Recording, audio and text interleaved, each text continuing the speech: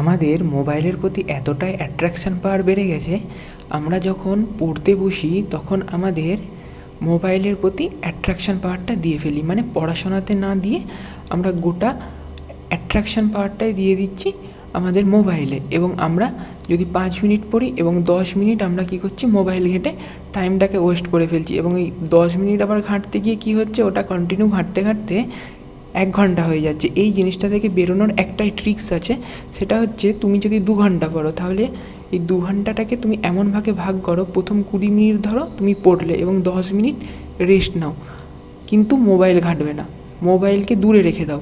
ওই 2 ঘন্টার মধ্যে তুমি মোবাইল ইউজ করবেই না। আবার 20 মিনিট পড়লে আবার 10 মিনিট গ্যাপ দাও, তখনও মোবাইল ঘাঁটবে না।